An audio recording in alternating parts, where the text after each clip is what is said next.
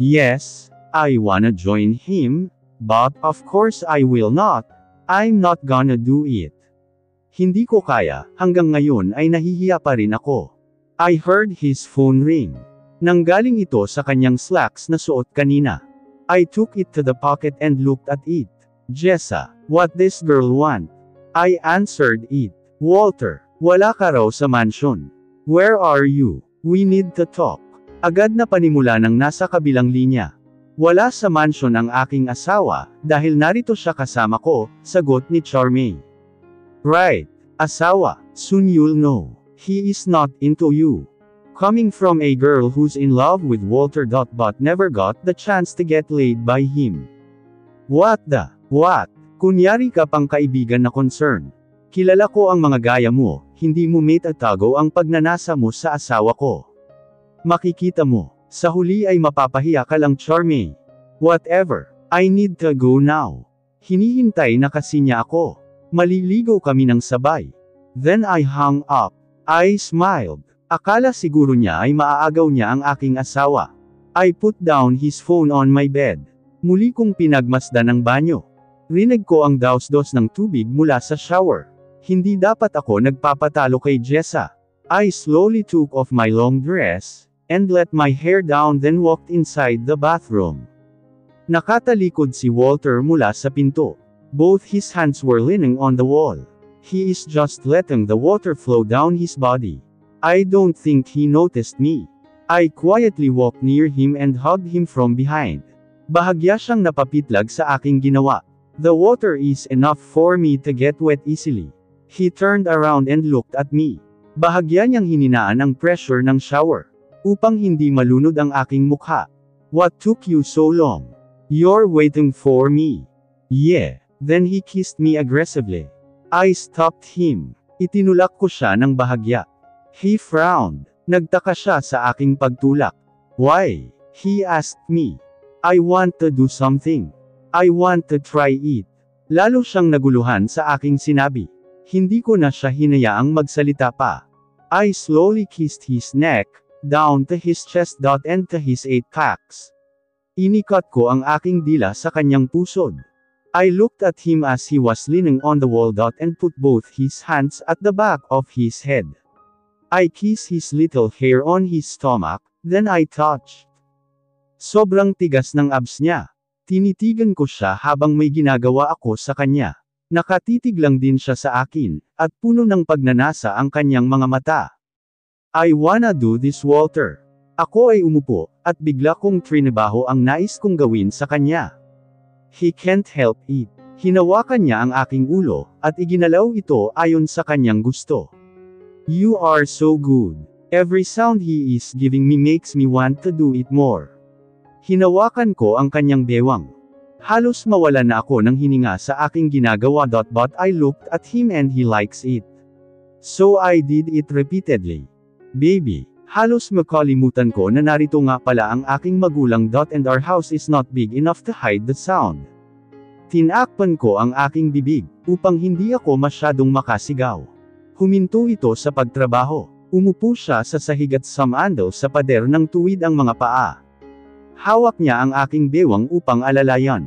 I took his one hand and placed it to my neck. I want him to hold me. I love that. I don't want to stop. This is so good, he said. At lalo niyang hinigpitan ang hawak sa aking bewang, at idinikit ang kanyang katawan sa akin.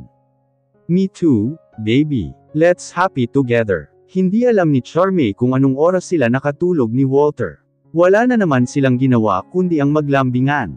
Tinatamad pa siyang tumayo, dahil medyo masakit ang kanyang katawan. Pamaling siya sa tabi at wala na rito ang asawa. She saw the clock. It was 10 in the morning. Naglinis muna siya ng sarili, bago na pagdesisyonang lumabas. Paglabas pa lamang niya ng silid, ay mayroon siyang naririnig na nagdidiskusyon. Hinanap niya kung saan ito nanggagaling. At habang papalapit siya sa office ng ama, ay naririnig niya ang pagtatalo nito at ng asawa. Bubuksan na sana ni Charmaine ang pinto, ngunit narinig niya ang kanyang pangalan. Mahal ko si Charmaine, hindi ko kaya ang pinapagawa niyo sa akin. Hindi ko siya iiwan. Hindi ko kayo kayang sundin. Sa ikabubuti ni Charmaine ang pinagagawa ko sa'yo. Gusto ng kanyang daddy na paghiwalayin sila ni Walter. Enough. Hindi siya papayag. Pabaalya niyang binuksan ang pinto. Naroon din pala ang kanyang mommy, na tahimik lamang nakikinig sa dalawang lalaki. Charmaine anak, it's her dad. He is aware that she might have heard the conversation. Inuutusan niyo si Walter na iwan ako. Bakit dad? Masaya ako sa kanya. Bakit mo ito ginagawa? Lumapit si Angela sa anak upang pigilan ang pagtaas ng boses nito sa ama. No mommy, dapat nga, pinagtatanggol mo ako kay daddy, di ba? Wala kayong utang na loob. Binalik na sa inyo lahat ni Walter, pati ang mansion natin sa Santa Fe. Pero, ito lang ang isusukli niyo sa kanya. Isang sampal ang binigay ni Angela sa anak. Ngunit nabigla lamang ito. Lalapitan pa sana niya ang anak, upang suyuan ng hilahin ito ni Walter at yakapin. Just be thankful that I love your daughter so much. Pero isang beses niyo pang saktan si Charmaine, ay hindi ako magdadalawang isip bawiin ang lahat ng binalik ko. Let's go, he whispered to her. Naririnig ni Walter ang pag-iyak ng asawa sa kanyang dibdib. Akma na sana silang lalabas ng silid, nang hamarang ang kanyang ama. Anak, para sa'yo ang ginagawa namin. Intindihin mo kami. Kahit kailan ay wala kaming inisip kung hindi ang kapakanan mo. Kailan lang kayo nagkakilala, hindi mo pa siya kilala ng husto. Telling the guy to leave me, is what you think is good for me. Nagkakamali kayo. Siguro nga'y masyado pang maaga. Pero sigurado ako sa nararamdaman ko dad. Hindi ko kakayanin pang mabuhay kung mawawala si Walter. Lumingon si Charmaine kay Walter. Please let's go home. Walter nodded. At nalalayan siya palabas ng pinto. Are you okay? Walter was driving and Charmaine was just sitting on the passenger seat, while looking at the window. Nilingon niya si Walter. I am fine, and I'm sorry sa tinura nila mommy at daddy. Umiling ang lalaki. Lahat kaya ko, basta ako lang at hindi ka madadami. Ayaw kong nakikita kang nasasaktan Charmaine. Sumisikip ang puso ko sa tuwing nakikita kang umiiyak. He was just driving with his eyes on the road. I wanted to tell you something. Matagal na sana, pero nag-aalinlangan pa ako noon. I know this is the right time. Lumingon sandali si Walter sa gawin niya, ngunit binalik din agad ang tingin sa kalsada. Tell me then. I love you Walter. Mabilis na ipreno ni Walter ang sasakyan. What? He asked her na para bang hindi narinig ang sinabi ni Charmaine, o kung tama ba ang kanyang narinig. Walter POV. What did she just say? Tama ba ang aking narinig o pinaglalaruan lang ako ng aking imahinasyon? Say it again, please. Gusto ko ulit marinig, yung malinaw. Mahal kita Walter. Mahal na mahal. I'm speechless. Nakatitig lamang ako sa kanya na para bang nahipnotis mo. I think my heart stopped beating for a moment. Then suddenly, nakarinig ako ng malakas na busina na galing sa likod. Hindi ito tumitigil sa pagbusina. Well, nasa gitna lang naman kami ng kalsada nakahinto. What do you want? Fine. I saw Charmaine laughed a little. Napansin niya ang pagkataranta ko, na mapa-under ang sasakyan. I drove a little. Itinabi ko lang ito at muling huminto. Tinanggal ko ang aking seatbelt, at siya ay hinarap. Do you really love me? Or baka nagagalingan ka lang sa akin sa kama? Biro ko sa kanya. She laughed again. Sana laging ganito. Sana lagi lang kaming masaya. Kasama na rin yun. She smiled genuinely. Hinawakan ko ang kanyang mga kamay at hinalikan ito. I love you so much Charmaine. Hindi mo alam kung gaano mo ako napasaya. All I want to do is spend my life loving you and making you happy. And I kissed her. Charmaine POV. Sabi ko nga, di ba? Ikaw na. Ibibigay na namin sayo ang corona. Nagtawanan pa ang lahat. Charmaine just got an excellent employee of the year. She is consistent every year. Ano ang pakiramdam ng anak ng Diyos? Isipin mo sobrang ganda mo. Ang katawan Diyosa. Tapos, napakagaling pa sa trabaho. This is her colleague and friend Candace. Syempre may lucky charm ako no. Charmaine answered. Then she looked at her table. There is a picture of a cute little boy. Ay, si cutie little punk na lagi kong kaaway. That was Jose. her gay friend. Paano ayaw sa pangit ni Flynn? Tumawa pa ang kanyang dalawang kaibigan. Malapit na nga pala ang birthday ni Flynn. Ilang taon na nga ba ang inaanak ko? He is going 3, Candace, Charmaine answered. Grabe, parang kailan lang. Hindi pa kami mapakali sa panganganak mo. Muntik pa namin malimutan lahat ng dapat dalhin. Kami talaga ang nataranta. Nahirapan ako sa panganganak kay Flynn. Pero nang marinig ko ang kanyang pag-iyak, it's all worth it. Then Charmaine took her pen, and started to sign some papers. Aba, oo naman. Magtatatlo pa lang si Flynn, pero ang utak ay akala mo nasa high school na. Ang matured mag-isip. Manang-mana sa ama. Napatunghay si Charmaine sa sinabi ni Jose. Hindi alam ni Charmaine kung ano na ang balita kay Walter, matapos niyang umalis sa mansion nito nang walang palm. She can't help but to reminisce. 3 buwan na ang nakalipas, simula nang mangyari ang ganap na pagtatalo sa pagitan ng kanyang magulang at asawa. Sinubukan niyang kontakan ang magulang, ngunit tiniis siya ng mga ito, at nasabing muli lang daw silang makikipag-usap sa kanya, kung siya ay makikipaghiwalay kay Walter. Hindi na niya ipinilit pa na makipag-ayos sa magulang, kung ang kapalit ay ang pagkawala ng asawa.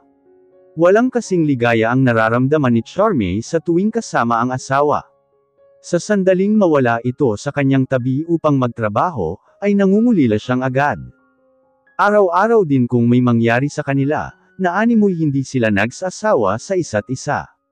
Everything seems so perfect. Hanggang isang araw, she's cultivating her sunflower landscape, when Jessa came. Mukhang busy ka. Charmaine turned around and looked at Jessa. What do you want, Jessa?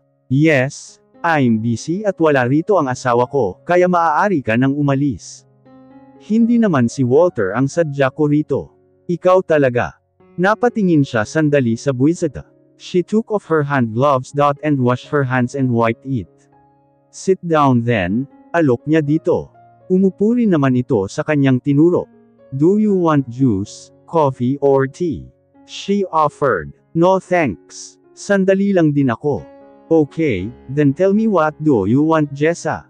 Did you know that your husband gave back all the assets that originally owned by your parents?